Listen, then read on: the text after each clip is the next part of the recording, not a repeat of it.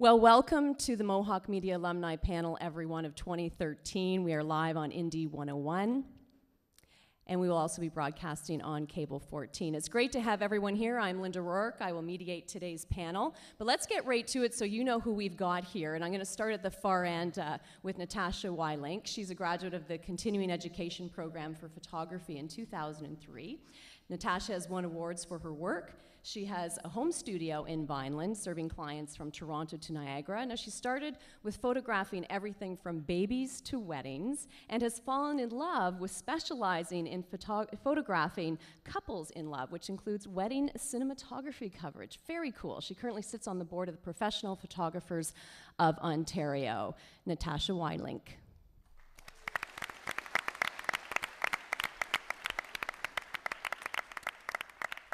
Next is Mark McAllister, a graduate of the television broadcasting program here in 1994. Now, Mark got his first camera break as the host of YTV News, then followed a career in the world of sports at Sportsnet, where he covered every major professional sports event, and concluded his time there working the sidelines as the Toronto Raptors beat reporter. Now, 8 years ago, Mark joined the Global Toronto News team and has provided award-winning investigative work through daily stories and captivating features. During his 18 years in the business, he has gone north to interview scientists researching polar bears. He's walked the streets of New York with the Guardian Angels, glad you were okay after that, and provided a gripping Canadian account of the victims of Hurricane Katrina. Now, in 2012, Mark created News from the Neighborhood, sharing personal stories about what is happening in different parts of the city. I also want to mention that in March of 2011, some of you may know this, Mark experienced a seizure while reporting live during Global Toronto's NewsHour. He was diagnosed with epilepsy and has since become an ambassador for raising awareness.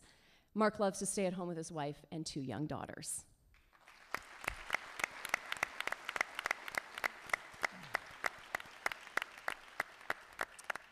And next is Dinu Shaban, another television broadcasting graduate, 2003. He's a technical producer for the CBC, working in various technical roles in television production, learning the secrets to make television happen.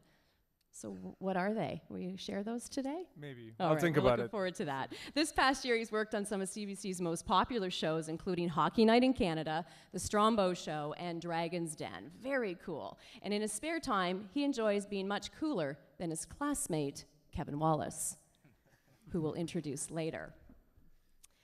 All right, next is Mike Alfano, journalism, print, and broadcast graduate here from Mohawk College. Now, Mike hangs out with listeners on Fresh FM from 7 to midnight, 5 days a week. And for those of you who don't know Fresh FM yet, it's an awesome new radio station here in Hamilton. You've got to take a listen, 95.3. It's been many stations over the years. He's born and raised in Hamilton, and since being a rock star or an actor wasn't really in the cards, and banking would be boring, according to Mike, he's happy to have a job that keeps the party going.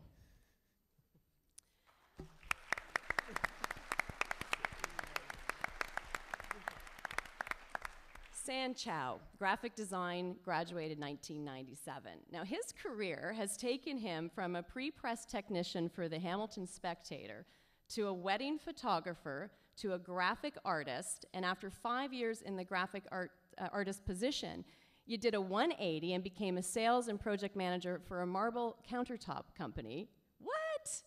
And it doesn't just stop there. After that, he then opened a restaurant and is now a business owner.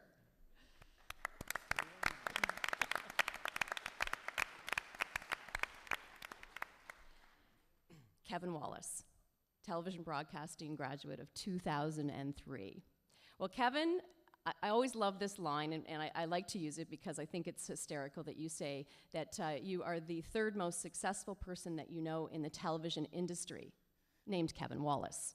It's true. Your dream was to make a difference in the world, but then you decided to pursue a career in television instead. You graduated with honors and received the Andy Award of Excellence. Kevin has worked in various roles for SNS Productions and the CBC until landing a job on Royal Canadian Air Force, and at 23 became a show writer. Now, since 2009, he has acted as producer and head writer for the Air Force's annual New Year's Eve special. He is head of development for Don Ferguson's Productions, and his favorite pastimes, twerking and denying his appearance in the alleged Rob Ford crack video. It's true.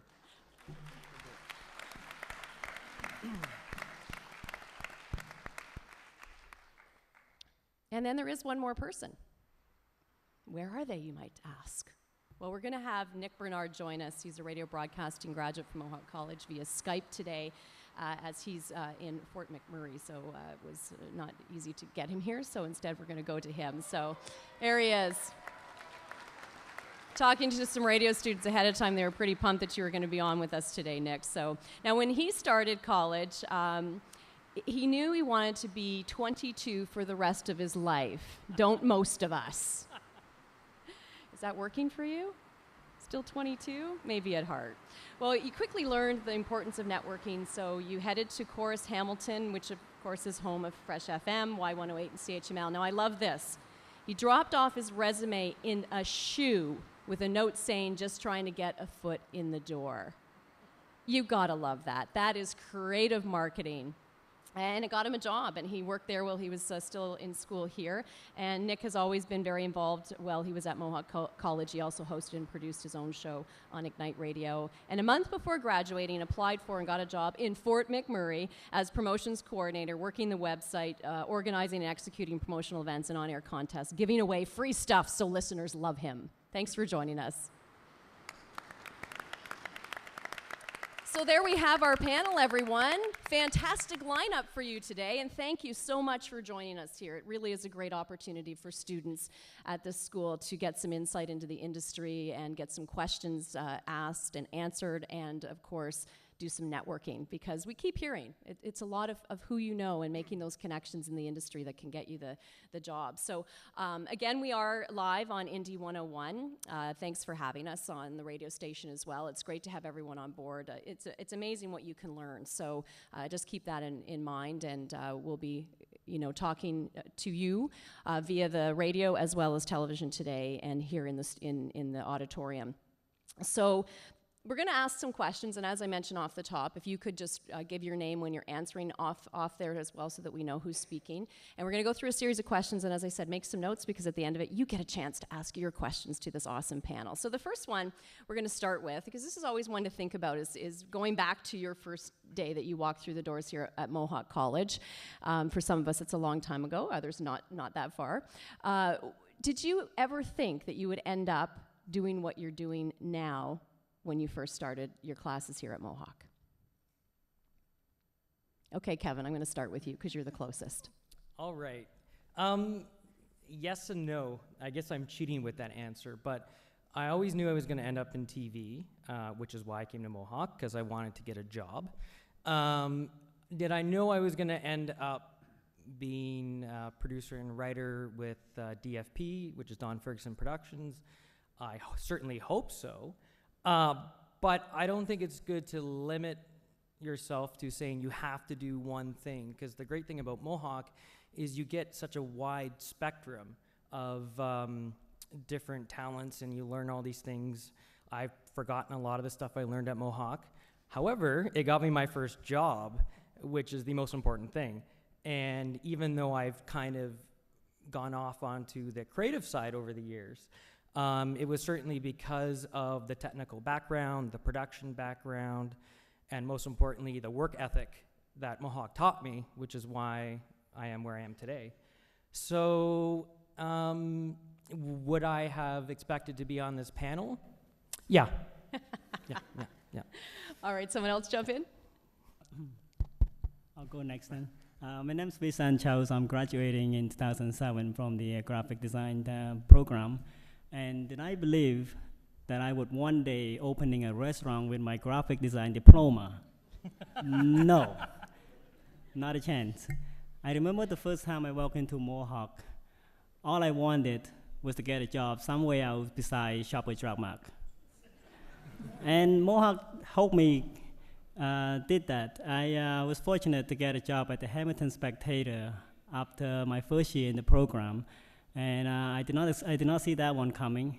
So after graduation, I landed a job in the Rampart as the graphic artist. Did I expect that? No, I didn't. So I don't think anybody here knows where they would end up after they leave Mohawk. So in short, just keep an open mind, and when an opportunity comes, take it. Anyone else? You look like you're ready to talk, Mike. We might I as will well just, talk. move down the line. Here All we right. go. Okay. My name's Mike Alfano, and I work for 95.3 Fresh FM. I graduated in 2009, I believe. It's been a while now, I guess. Everything's been a whirlwind since it happened. When I started and walked into Mohawk College, I never thought that I would ever be doing what I'm doing right now. I knew that I wanted to do something that was different. I've never really been a normal person, so, working in the bank, which I did before I came to Mohawk, didn't really suit me. And I originally wanted to be on TV, but it just didn't work out for me. I'm not sure why. I kind of ended up veering into the radio world and found that it was just more suited to me. Well, you certainly have a voice for radio. Oh, thank you. Yeah, hey, Mike, it's Kevin. Could I borrow your voice? Because you sound Yeah, exactly. so cool right now. I sound like a squeaky teenager still. I'd be happy to trade you my voice for your hair. Thank you. We might have a deal. We'll move on to that after. Dina Chapson. Yes and no. I'll go with Kevin, the same kind of idea. When I was a kid, when I was 6 years old, I'm going to take you all the way back there, but I played with Legos, which most of us did, and I would create a rock concert, and then I would pack up the rock concert from one side of the room, and it was a 4-camera shoot, and I would pack it up and into the dinky cars, and I would take it to the other side of the room, and I would set it up again and do it over again. I was a single child too, so that's imagination was important. So I wanted to do that for a living. I wanted to play like that, and I had a choice of about 3 schools to go to after high school because I wanted to go into television, and I chose this one, and it was the best decision I ever made. I'm Mark McAllister, and I was fortunate enough in high school to know that I wanted to get involved in broadcasting one way or another. When I came to Mohawk, I certainly had that in mind, but I didn't anticipate wanting to be on air. It was all about wanting to get involved in the production, standing behind those cameras like these guys are right here, somehow making things happen for other people. As it happens, while I was here, I was the one guy that everyone else wanted to stick in front of the camera, and you can do this and this and this, and I didn't really have the opportunity to create as much as I perhaps wanted to. The good thing about what I'm doing today, and I hadn't anticipated getting to the point where I am, but I still have the opportunity, aside from being a journalist, to work alongside the guys who are toting the cameras, the editors that are putting the stories together, and the audio people, et cetera, et cetera. And so I get an opportunity perhaps to dip my feet back in those waters and work with those guys and help create at the same time. So it's not just about being on TV necessarily, but it's also being involved in the production of day-to-day and putting those stories together as well. Natasha Wheeling, photographer. I first walked into Mohawk 7 years after I had finished high school, and for a different reason than probably most of you are here for. I came just for a creative outlet. I had this new camera. I wanted to learn how to use it, and I was so nervous because I hadn't been in a classroom in about 7 years, and to be honest, I wasn't a really good high school student, so this was a little nerve-wracking for me. I took the courses with just the intent of having a nice hobby and to figure out my camera, but people started to ask me to do weddings, and the first person who asked me, I said, no, like what? No, that's way too stressful, are you kidding? Ended up doing the wedding. From that one, we had such a great time. A few of the pictures turned out. That was a joke. All of the pictures turned out. Oh my goodness. Clearly I'm not as funny as these guys are, but I will do my best to step that up a notch. All of the pictures turned out. I was asked again to do another wedding, and 2 years in, I think I did about eight weddings I was booked for. Thought, hey, this sounds like a business. Maybe I should slap a studio name on that. And 10 years, here I am. I'd say the last 5 years have become a little more intense and serious, and I've worked really hard to network. Currently shooting about 25 weddings a year, and so no, I had no idea that this would happen, and such an honor to be invited to speak on this panel today, so thank you for having me. It's great to have you here. Now, can we get Nick's comments? Do we have him to go to find out? Well, we know that Nick's a creative guy, dropping off that shoe. So, Nick, would you have ever had any idea that this is where you would end up in promotions in Fort McMurray when you started here at Mohawk? Not really. See, when I first walked in that very first day, I just knew that I wanted to work in a radio station. Doesn't matter where, doing production, promo, whatever, on air. I just wanted to work at a radio station. And, you know, the first lesson, like the very first day, was apply, apply, apply. And, you know, that's all I had. Like that was what stayed in my head, was to apply and just experience anything you could get your hands on. So, yeah, no, did I anticipate it? No. Did I anticipate it happening quickly? Also, no. So that's what I took out of that. Well, you've heard some great stories for all these guys. And one of the things that sort of keeps coming up, I think, is almost the ability to multitask and to know a lot of things in the various sectors of this industry. Like, don't just focus on one thing, even if that's what you want to do eventually and end up doing. It's really important to know a lot going in. Can you comment on that and how that's played a role in your career so far? I'll always start. It's Kevin. I guess, just to kind of backtrack for a second, I guess my point, that caffeine's finally kicking into my brain, so I'm waking up finally, is that it's okay not to know what you want to do yet, too. And learn everything just about the multitasking. It's great to learn everything, but if you don't know yet, if you're first, second, or third year, it doesn't matter right now.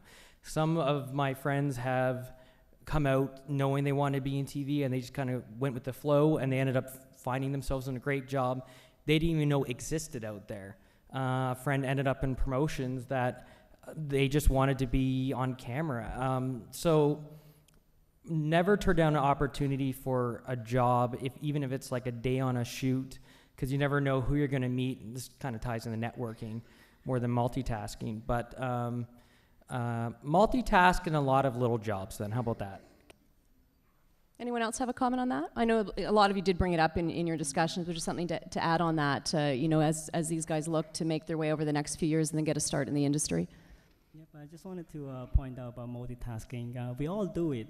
We're just not doing it the right way or use it to our advantage. With multitasking, I see you guys are doing it right now, listening to me, taking pictures, some of them listen to radio or music right now, watching movie, I don't know. So it's all multitasking. It's just how do you put it into good use. And I got some example of how I do it, but I might be discussing that later in the panel. Anyone else? Mike from Fresh. I just want to say that in radio, I can't lend enough to the ability to multitask. It's one of the most important things that you're going to have if you want to enter this industry. Because realistically, I go in every night and I think about it, and I have one radio show to do. But while I'm doing that one radio show, I have a Twitter show on the Fresh Twitter. I have a Facebook show on the Fresh Facebook. I have my own Twitter show. I have my own Facebook show. And then I have the phones and anything else that can pop up, streeters that happen throughout the day. So really, if you're not, working to multitask at all times, you're not optimizing the amount of different facets of media that you can touch with one thing that you're talking about. And that's really what the industry is begging of people nowadays, is to be able to multitask and to be able to branch out and say, yeah, I'm a radio guy, but here's a video I posted up on Facebook. I might not be great for TV, but here it is anyway. Here's my blog. I might not be a great writer, but it's there for you to check out as well so that you can be immersed in what we're doing. You realize no one's going to want to follow you every time you speak. Absolutely. Because we all have to talk like that. Yeah. Please just call yourself also just Fresh Mike from now on. Okay. Fresh Mike. Because that sounds cool. Yeah. Well, let's move on to talk a little bit about technology then and the changes that have gone on, because, I think in the last 5, even up 10 years, it's dramatically changed, and social media playing a role in that is huge. So yes, multitasking is important, but how can we use and work with the technology, and how much do you see it changing over the next, 5 years? Dinu, I would just say keep on top of it, because I've seen it firsthand. When I came out of school, we had Adobe Premiere, and we cut a video together, and it took 7 hours to render 3 minutes, and that doesn't exist anymore. There was no Facebook, there was no Skype, there was no like, you know, and basically the key to me staying alive in the industry was knowing absolutely the technology, how it's changing, and staying on top of it. Let me tell you how much technology has changed since we were in school. Exactly. 3/4-inch tape is what we were using. There was no such thing as digital technology at that point. I agree that we need to make sure that we stay on top of each and everything that is new in any industry, but especially so when you're working with different technology every day. But to me, what's most important is while you stay on top of that, the content remains the same. Make sure that you are still telling a good story. Make sure you're still going about offering the content that you need to offer. You have different means of doing so, whether it be social media, whether it be television, whether it be radio, but make sure the content is there for people to want to grasp, because no matter how you use any of those tools, people aren't going to watch or listen as long as you have that available for them to grasp. I guess it's sorry, Natasha Willink. When I was here, we were shooting film and slides, so that's, I don't even know if you guys know how to load a camera that way. But when I started my business a few years after leaving, it was word of mouth. It's still word of mouth. It's just different. It's just a different platform. But I want to stress to you the importance of actually getting out from behind your computer and making face-to-face connections with people. You can only do so much from sitting behind your computer. So attending networking events and being part of an organization, photographers hook up with other photographers. Yeah. And speaking of technology, of course, we do have Nick via Skype. Don't want to leave him out, even though I don't see you up here. So what's your perspective on all this when it comes to technology, Nick? Well, basically, if you're looking to keep up on technology, watch Star Trek. I mean, look at this. This is some Enterprise stuff right here. I mean, honestly. Next thing's holograms and teleporters. Oh, wait, we already have holograms. In terms of importance of technology, like, my entire job is based off of using a computer, having access to the internet. And, like, first couple weeks I got here, we had power outages in our radio station. And, like, we just couldn't do our jobs. It was, I was just in the middle of something. Well, might as well go for a smoke break. Power's out. Let's wait another 20 minutes for the computers to boot back up. Fortunately, we're getting new computers, so we won't have to deal with that much further. But, you know, technology is going to be it is a huge thing, really. And it's just, you got to be on top of it. Check Twitter, check Facebook, check Vine. Actually, Mike Jerrier does a really good job of keeping up with social media. He's the sort of hip guy, and every time I want to look at what's new and what's hip, I look at him. All right. And we are live on Indie 101. Speaking of technology, you can follow us on Twitter. I believe it's #MCMediaAlum. That stuff's all new for me, too, because we didn't work with that when we started off our careers. So, yeah, major changes for sure. Any idea what the next big thing in technology might be? Does anyone have any, in the industries that you're working in, something that might be coming down the line that you're seeing going, that's going to be the next big thing? Dino here. What we're doing, I'm doing I'm going to be part of the Olympics coverage on CBC. And it's the first time we're doing this. Basically, the Sochi Games are in Russia, obviously, but most of the production, everybody is in Toronto. So the way they're doing it is actually we're going to have one large pipe of data that's going to actually carry the intercom system, the numerous feeds, camera angles, lighting board control, absolutely everything that you're controlling a studio with, it's going to be controlled from Toronto, which is kind of interesting because we're all going to be in Toronto. My shift, I think, is from 9 p.m. till noon or something like that. So I'm going to be on Russian time, but sitting in downtown Toronto, which is going to be exciting. But talk about a change. You don't have to send the whole crew overseas anymore. You can actually just bring overseas to you.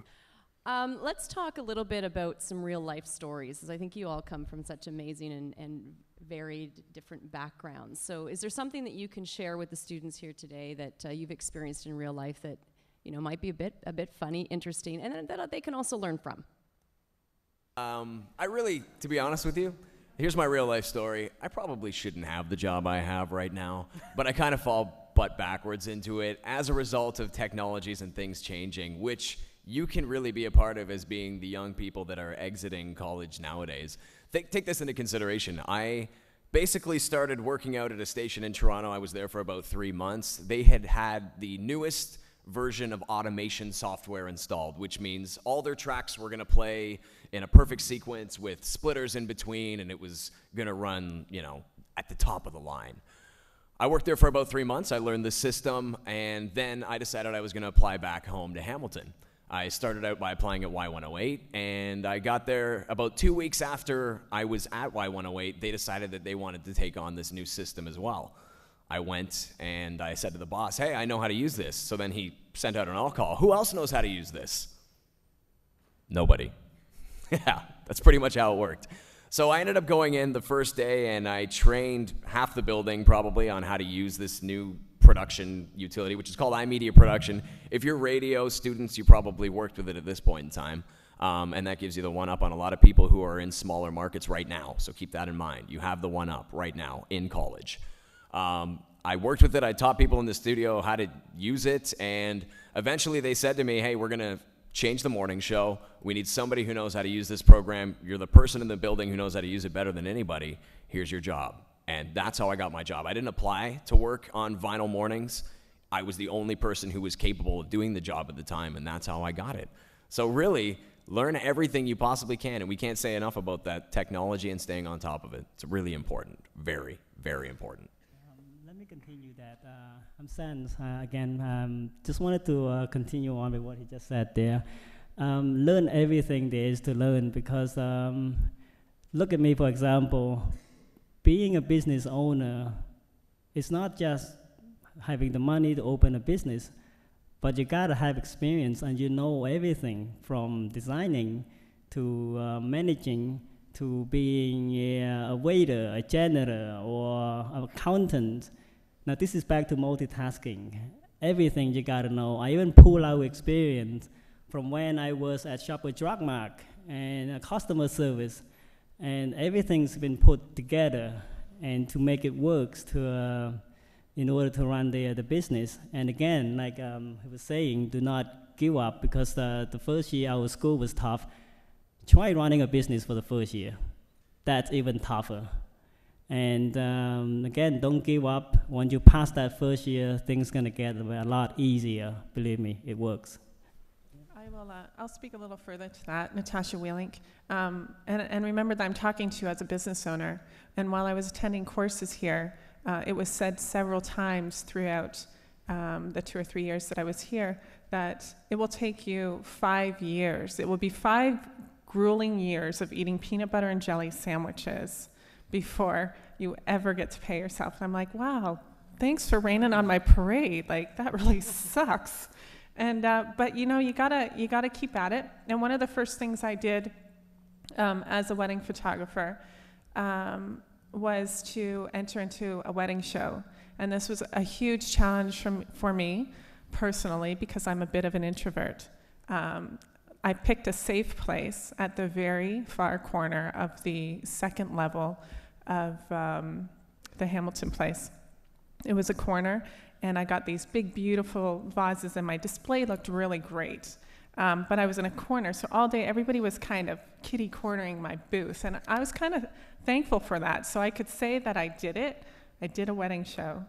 But still, I was hidden away. And at the very end of this day, this bride wanders over to my booth, and she looked probably about as beat up as I did. And she came to talk to me, and we connected. We connected so well, and she ended up calling me and booking her wedding. And that was probably about 2 years into my business. So keep in mind, I'm still shooting film, still developing my style. So I shot her wedding. It was great. We had a wonderful time. And it was years later that one of the girls in her wedding party called me up and said, hey, are you still shooting weddings? I'm getting married in Miami. Would you come down? From that, her family, we really connected well. They took me to Savannah, they took me to Cleveland.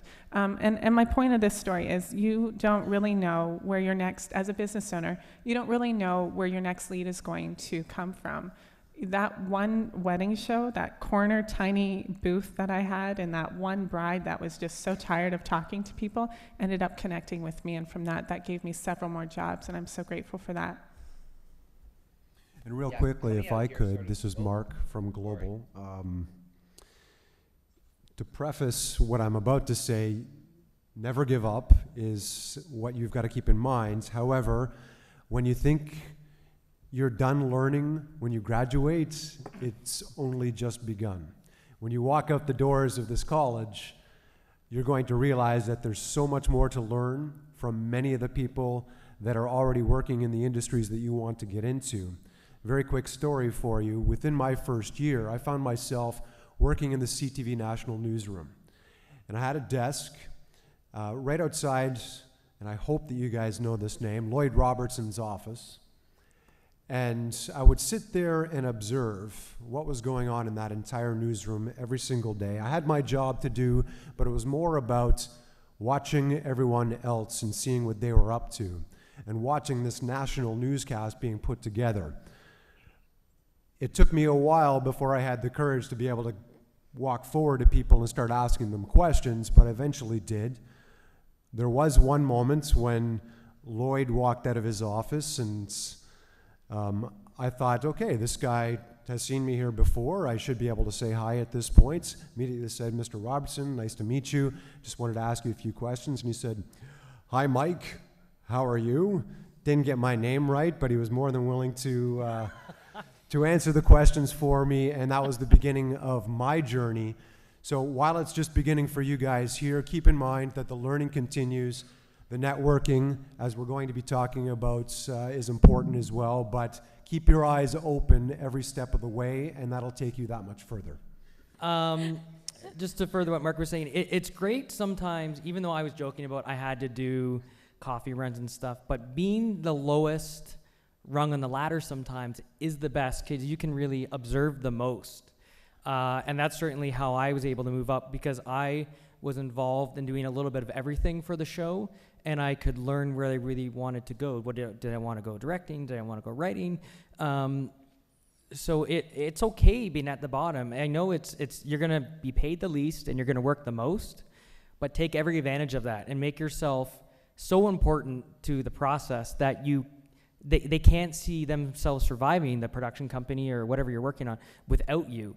And I know this is positive stuff, isn't it? It's sickening. It's true though. And continue to that, it's Dino. Once you get on a job or on a crew, attitude is 100% the most important thing you can ever display. I have usually 30 people on my crews, and the kids that stuck with me were the ones that never gave me attitude, worked the hardest out of the whole crew, and the ones that listened and learned. And I always tell whoever gets on the crew with me, if you're willing to listen and learn, I don't care if it's your job or it's not your job, I want one big happy family, because that's very important when you're doing a project. You have to be one tight group, because then you're going to move mountains, and it's so true in television or radio or wherever, or any society, any environment. But if you get on a crew, just do what you're told and listen and learn and sponge up as much as you can, because that's the key to staying on it. Nick, did you have anything to add? Well, yes, my whole thing today is going to be all about being willing to move elsewhere, and coming out here to Fort McMurray actually started with a joke that my parents sort of jabbed at me. They're just like, they were looking for jobs. They were helping me look for jobs. And they were on Google one day, and they were just like, oh, let's see how far we can send him. And yeah, that's what happened. I mean, here I am. Nobody even knows where I am. I was just going to say, does anyone in here know where Fort McMurray is? It's in the States, right? Or Yeah. Spain? Florida? Yeah, You're looking sure, blank-faced why not? here. I don't even know where I am. But no, the important thing is, be willing to go wherever you need to go to get a job, because, like, there are always going to be jobs out there. You can't be stuck in one city forever, because, there's not always going to be a job available for you. So if you are really dedicated to what you want to do, be willing to go out there or here, to get it. Yeah, and that's an excellent point. I think that's something that we often forget. And I've had some interns from various schools, including from Mohawk, and I've said, where do you want to go to work? Only Toronto. And I said, well, you might want to open that up a little bit more, because it's so important to be able to go where the work is and learn. And that's often how you do learn. And Nick's a prime example of that. So, Mark, you commented about networking, and that's one of the big things we wanted to talk about here, of course. We know that it's important to the Mohawk College alumni and media faculty here. They understand networking. It's one of the reasons we're all here today, and we do what we do. And sometimes it's not the person that you connect with that is the person that's going to give you that job, but they may connect you with someone else. I mean, I've been in this industry a really long time, and a lot of the people I graduated from have amazing positions with CTV, with Global. They're directors, they're on air, they're producers. And if you come and see me at the level that I work at, just down the street at Cable 14, and I like you, and you stay on top of things, you just don't know who I or someone else that you run into can connect you with. And so let's move into networking and the importance of it, and especially in this industry of never burning a bridge, because you will probably come back and see that person and it will bite you bad. On that note, I would echo that, making sure you meet as many people, whether it be our industry or any other. You want to know as many people as you possibly can, because there are those 6 degrees, not just for opportunity though, but, and again, I speak from my own experience in terms of content and be able to put stories together on a daily basis. Those people that I'm able to meet are going to be able to put me in touch with or help me put those stories together at some point or another. If I need to turn to a source, if I'm looking for somebody to speak to something, guess what? I had a chance to meet somebody and speak to somebody not too long ago. So in life in general, it's important to meet as many people, hold on to those contacts, maintain those positive connections, and it's going to help you one way or another. And when you make those connections, you've met someone, you get an email or whatever to be able to connect with them. How often should you connect with that person, and sort of so that you're not bugging them? Because I think that's a lot of times what, students will say is, I don't want to bug somebody, and, how much is too much? So what advice can you give on that? It's Kevin. Network or die, I guess, is the overall theme. And to speak to how often you should contact people, it's difficult when maybe you're still in school or you're fresh out and you're so eager for that job, and you can't believe somebody takes 2 weeks to get back to you, and you think they're ignoring you, and you think they're jerks, and then you don't think you're ever going to get the job, and then you start like putting their face on a dartboard and start throwing darts at them. But have a nice, really courteous email, follow up a couple weeks later. Hi, Kevin, I'm just touching base again. Want to know if you got my resume or you looked at this or that. If you have any new info, like, hey, I'm really excited because let's say you're doing a short film. I'm really excited I got a new cast member. Here it is. And so that's a way, it's not just bothering people, but you're giving more information. Nick, did you want to add anything to networking? When you're applying to jobs, I know a lot of job postings have, if you don't have those connections already and you're applying to your first job, you'll see job postings on like Milkman Unlimited or like other Radio Canada jobs.com or whatever. I don't even know.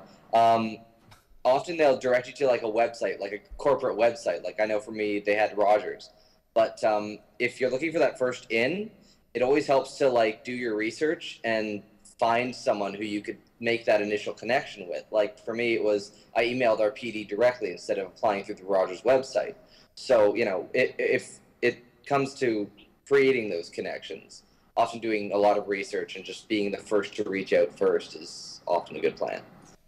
Well, I think it is one of the things that, you know, students struggle with the most, right? Is how do you get in the door, and how do you get that first job, and, you know, what are the steps that I should be doing? So, you know, being here today is a really great first step in getting involved with sort of any opportunities like this. There's several of them just in Hamilton. The Media Factory Center has, you know, times where you can go in and meet people and do these panel discussions. And I think it's a great first step because you just don't know who you're going to meet and where that might lead down the road. So thanks for all your advice on that. Now, I want to know whether or not you were given a piece of advice from somebody along your career path that you've never forgotten. I'll jump in. Mike from Fresh. Thanks, Mike. He's got such a good voice every Thank time you. he jumps That's why I'm on. staying so quiet. Can we all say we're from Fresh? When I first got in the industry, I had a unique opportunity where I was working on a 60s, 70s, and 80s radio station, meaning I was working with guys who had industry experience up to 40 years. It was probably the best thing that could have ever happened to me. I walked in and I got to work with the guy who I literally thought was the only person on the radio as a child. I got to work with Gord James from Chum. So I walked in and I was like, it's on. Radio is on now. I know for sure that this is happening. But it was a weird entry for me because I didn't know what to do when I first got in there. I had no idea. I'm like, I'd worked at a bank before. I'd worked in retail before. I know how businesses are run, but I don't know what to do in a radio station, where to apply myself. So I went up to one of the older guys, John Novak, who had worked for a number of years in Hamilton on CKOC. And I said to him, I said, John, like, what do I need to do? How am I going to stay here? I could tell he already had kind of a liking for me. You know, we had talked a little bit back and forth, so I felt like I could confide in him. And he said, the only thing you ever need to do is do exactly what you're doing now. Learn the things that nobody else knows and make yourself indispensable. It's Mark again. I would say, and I don't mean this as a slight, but I have seen examples so many times over when an intern comes into our environment and either doesn't have a clue or they think they know too much. They walk in and they don't seem like they care, or they haven't done enough in this environment to really know what they need to know before walking in. So there's a lesson to you now. Make sure you're doing what you need to do here, but don't think you know so much that when you get into that environment, you already know what it takes, and you have that attitude about you that is going to make people think you don't really know, and you need to step it up a little bit, because if you don't, you're not going to have that opportunity. Just wanted to stop in, Sands. The best advice that I was given when I was at Mohawk was the first advice that I could not remember, and it came back to me. The first class that it came back to me when I was in the industry that made me remember the best advice that I forgot, if that makes any sense. When I was at the first class in my Photoshop class, my professor, Mr. Phil Richardson, a very nice guy, I remember he said to the class, he said something like this: doesn't matter what you learn from here, your attitude is what determines the success in your career. And I didn't really understand what it meant, but after working a few years, I actually see the meaning. I see people being let go not because they cannot do the job, but because they don't fit in. They just don't work well with others. So in short, I think the meaning of what he's trying to say is that our skill, our knowledge and experience will get us the job, but our attitude is what keeping the job. Good advice. Nick? I'm sure Okay. you've got some advice to give, or advice that was given to you that you can share. Okay, so you guys have been in the industry, in your respective industries, for like a number of years. I've been at this for 6 months. The big thing that like stuck with me was apply. I mean, like, you'll always have these opportunities ahead of you. You know, you just got to apply, and you can't just sit around and be like, well, I guess I'll wait for something to come to me.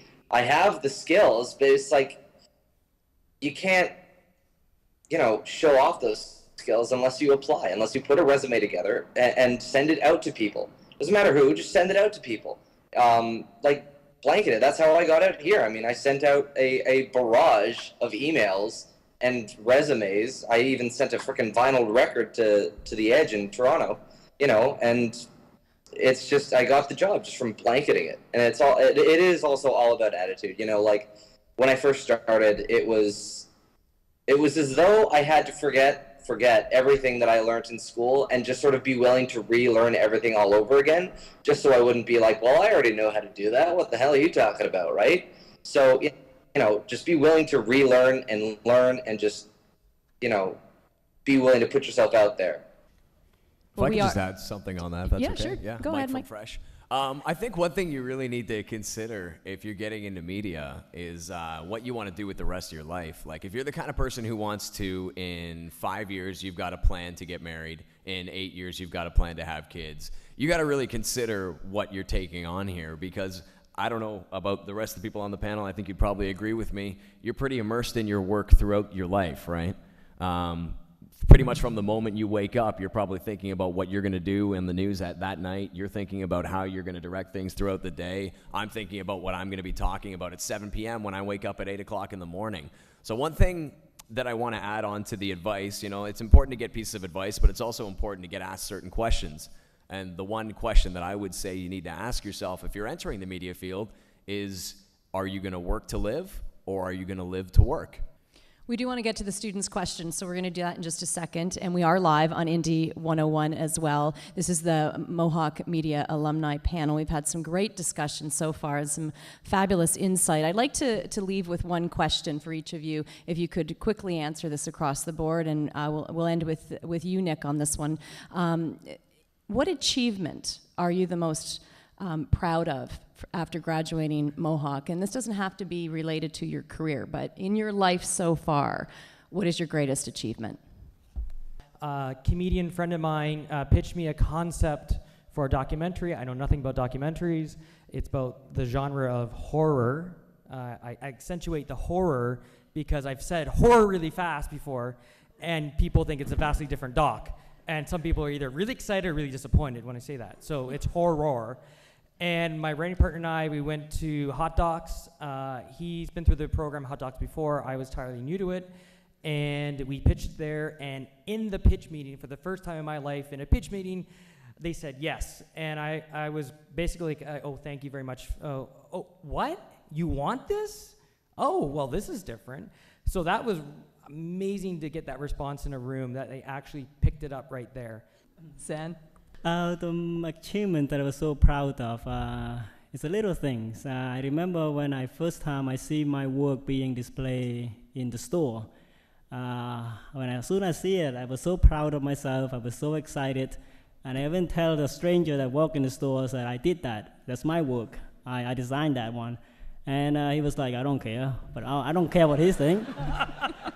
I was so proud of myself because I've actually achieved something that I have never thought I could have done.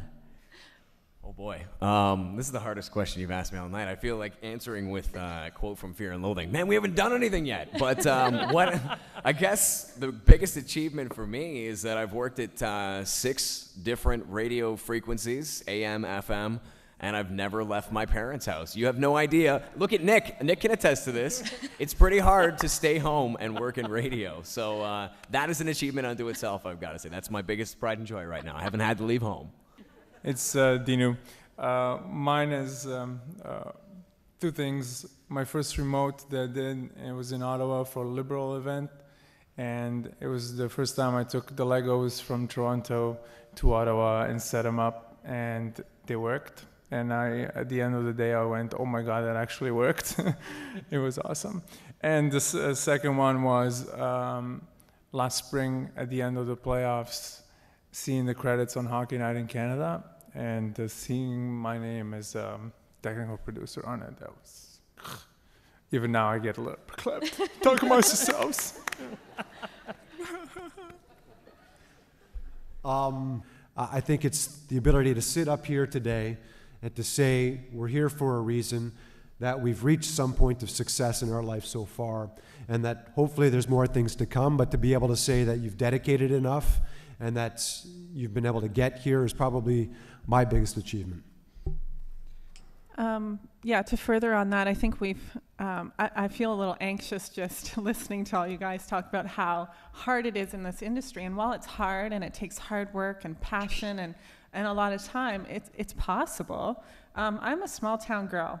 We have one grocery store, one gas station. I raised my kids in a small little town, love what I do, and I make a good living at it. It took many years, but it's not impossible. So just stay fired up, stay passionate. One other thing that I'm proud of, it was the first time that one of my photos was I entered into judging. And Nick, how about you? Moving half a country away from my parents. All right. Well, now that I think about it. No, I'm kidding. I don't know, the past month has been a pretty impressive month. Like, we've had 3 major events up in Fort McMurray where we've had to, like, mobilize to feed 500 people in a week, like, for one night. We had, in late August, we had the Prime Patio Party, where a magazine, our radio station, and a restaurant all teamed up together, brought Aaron Pritchett in, flew lobsters in from Nova Scotia, and sold tickets to this event. 500 people showed up. We gave away 500 lobsters, and Aaron Pritchett played, and I gave away prizes. It was a lot of fun. And, being able to say that I was part of what might be called the event of the season, which means a lot in Fort McMurray, by the way. 500 people's a lot. Just being part of that really was, I don't know, it was it's the best part, just being part of all the good community stuff that's happening, like having that community mindset. And, yeah, being away from the parents certainly helps. All right, it's time for you guys. You get a chance now to ask some questions. You can ask a specific person on the panel. You can just put it out there, whatever you'd like to do. We've got microphones on either side. If you just want to come down and line up and ask your question, it'll be answered. So once you're there, just introduce yourself so that we all know. Of course, we are live on Indie 101 with the Mohawk Media Panel. So introduce yourself and ask your question. As I said, if you want to ask to a specific panelist, please do so. Otherwise, it'll be open to whoever wants to answer. Okay, we'll start right here. Hi, my name is Montana. I'm a first-year radio broadcasting student. I have 2 questions. My first question is for Nick. What is the most important lesson or thing you think you've taken from the radio broadcasting program at Mohawk College? The most important lesson is, like I said, to apply. In the first few weeks, and here's the shout-out that I was promising to Sam Cook, program coordinator at Mohawk College for radio broadcasting. In the first few weeks, her advice was apply. Look for street team positions and go for it. And I went for it, and a whole bunch of other people went for it too. So they obviously sunk it in. So every time Sam says that you should apply for something, you should probably apply for it. You might not get it, but at least you put the word out there. Question is for Mike. Mike, you've been in the radio for a number of years. Where do you expect the radio industry to be in 20 years? I expect it to still be a radio station, if you're asking that question. There's going to be a lot more online and interactive content, I'm sure, as there is right now. I mean, we just brought in a new website on Fresh, and basically what it does is it aggregates our Facebook and our Twitter so that we are actually customizing our website content while we're doing our radio show. So I don't know. Radio isn't going to be what you thought radio was when you probably entered radio broadcasting here at Mohawk. It's definitely going to be more of kind of like, you ever watch the show Dish Nation, where they've got the videos, they're shooting it, it's radio, and it's everything now. It's going to be everything in 20 years, and you're going to have to be on top of it and be doing the social networking while you're doing the radio, while you're answering the phones, while you're doing everything else. It's crazy. It can only get better. Thank you. No problem. All right, next. Hi, my name is Mary St. Ange, and I'm a first-year journalism student. And I'm primarily interested in writing and production, but like many other people, I'm starting out very late in life. I'm changing careers, and I'm in my early 50s. So I'm wondering... Thank you. I'm wondering if there's a place for someone my age in the industry, and if people will take someone my age seriously. If I could jump in, I'd say you've got an advantage. You've got life experience. that perhaps none of these guys have, and you can draw upon that more so than anything. You can appreciate the different things that, from a journalism perspective and a news perspective, you can appreciate all that's going on in this world based on your life experience even more so. Thank you. All right, we'll go to the other side. So sorry, I missed you guys on that side. I looked at this, nobody was there, and now everyone's there. So next question. Hi, Kareem Mosna, radio broadcasting graduate, radio show host on Indie 101, and now second-year journalism student. I'm very curious to know what drew you into the job that you're in. What drew you to it? It's Kevin. I wanted to make things up for a living and not actually work, so, you know, it's working pretty well for me right now. Serious answer is I love writing, and I love making people laugh more than anything. It just keeps me going. The job keeps me going, but the laughter, when I was doing the weekly show, I'd be working 7 days a week on it.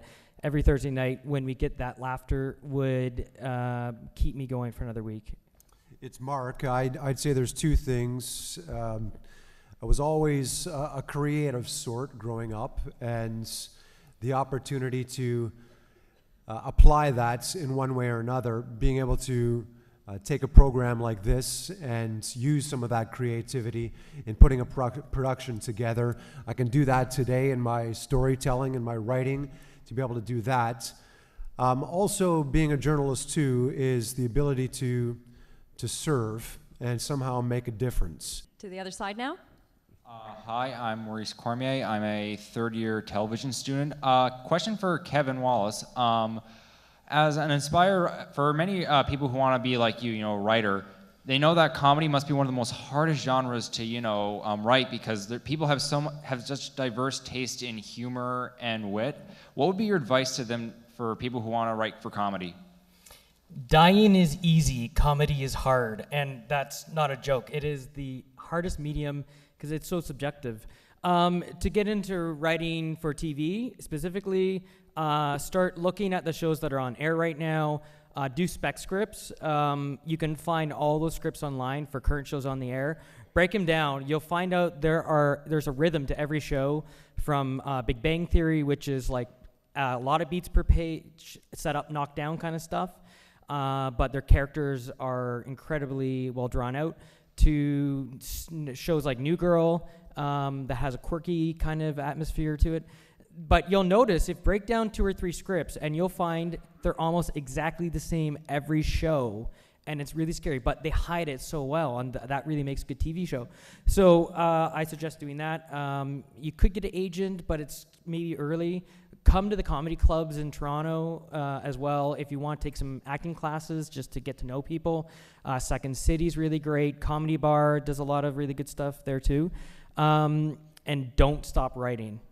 Our last question. Hi, my name's Ryan Tixera, and my question's for Mike. What are some tips or tricks to get your voice sounding so good on the microphone? Good question. I don't know about tips or tricks. Don't smoke, which I do. Don't drink coffee when you're going on the radio, which I do.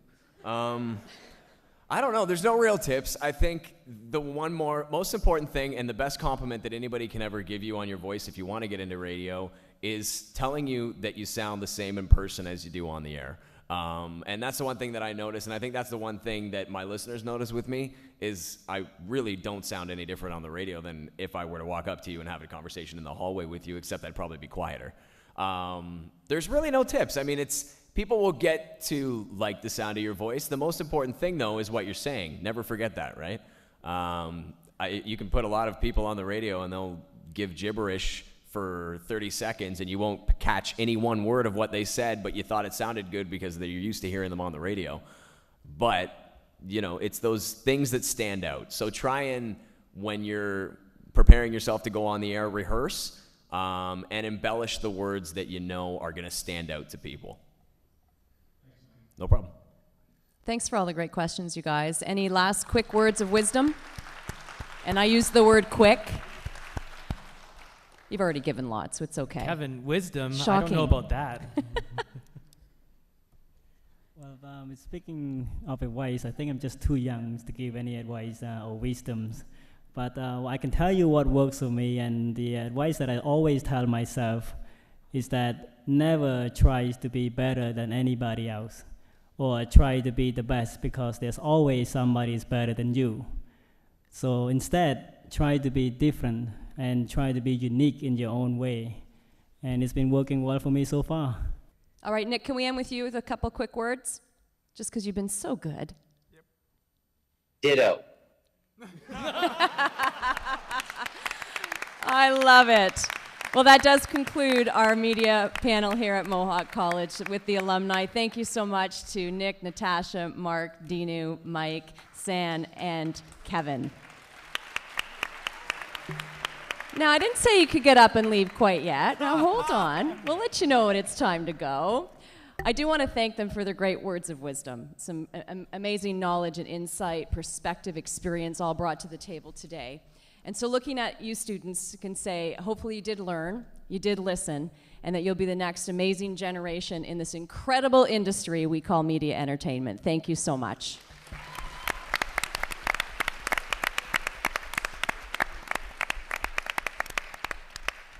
And you still can't get up yet. It says here that someone's going to come up to say a few more words. Is that still happening? Perfect. So we'll just sit here, smile. Oh, well, I could talk more if you want. I'm sure you can. Just talk amongst yourselves. Oh, there you are.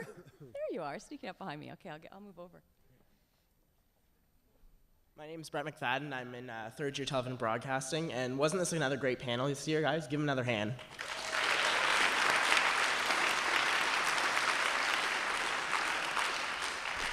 Having you guys here to talk to us today has been extremely beneficial for us students because we're able to hear from people who have been in the industry and have been successful. And it's great to learn from your advice because we have our teachers who have been in the industry, but we also learn then from other people that are still in the industry working every day in the industry. So it's great to hear from you guys. The biggest piece of advice that you gave us is the importance of networking and keeping your mind open to all the different possibilities that will be presented to you every day of your life. And also to keep up to date with technology and don't give up. You got to be persistent, especially because Kevin will punch you in the face. Something to remember too is that you're going to be learning every day of your life. Every new job that you're going to get is going to be a new learning opportunity that you need to embrace.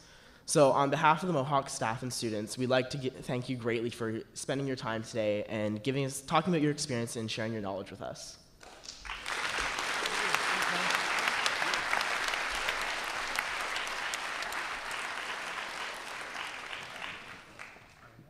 Can you guys stay for a bit? Chat? I know we have to get off to something else soon, but thank you. Now you can get up. Thanks, everyone. You have a great day, and thanks for participating today.